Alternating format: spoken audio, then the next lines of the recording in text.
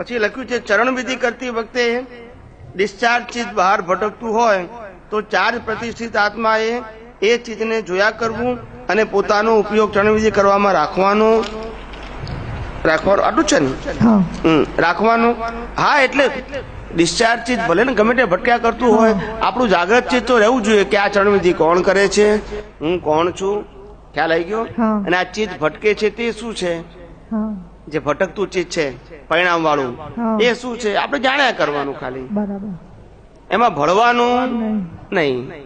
એટલે અસ્તિત્વનું ભાન અને આ કુદરતનું સંચાલન કયા સિદ્ધાંતથી ચાલે છે આ બે વસ્તુ હોવી જોઈએ. બાકી બધી મિકેનિકલ પ્રક્રિયા છે.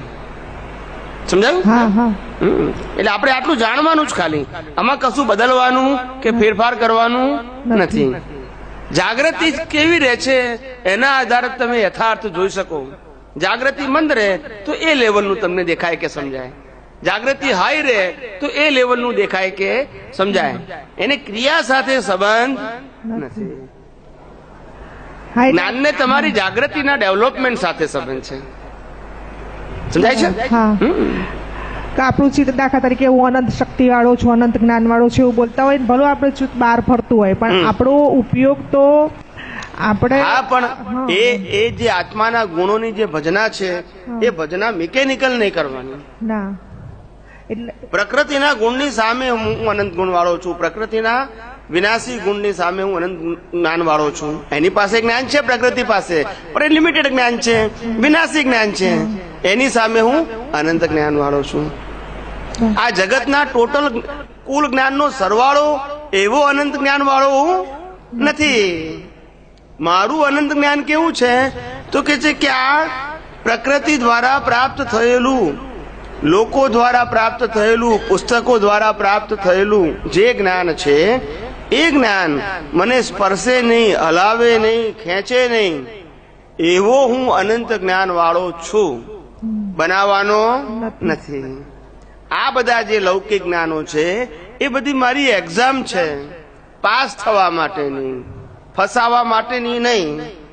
અજ્ઞાન છે તો આ એક્ઝામમાં ફસાઈ જઈએ, અને જ્ઞાન છે તો પાસ થઈએ. એટલે આપણે ગઈકાલ કીધેલું, જેમ જેમ અનુભવ વધતો જાય એ માઇનસ કરતા આવડવું. કાલ વાત કરી હતી ને, એ પ્લસ નહીં માઇનસ કરવાનું કે ભાઈ આટલી એક્ઝામ પાસ કરી નાખી, હવે 5મું ધોરણ પતી ગયું, હવે 6ઠ્ઠામાં જવાનું, પણ 1 થી 5ની ચોપડીઓ લઈને નહીં જવાનું. ના સમજાયું? હવે ભૂલી જવાનું હવે 6ઠ્ઠા.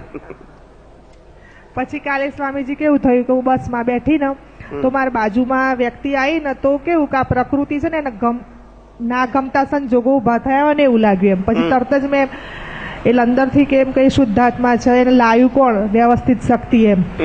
તો આ બધું ગોઠવણી કરીએ એ આપણો પુરુષાર્થ કહેવાય.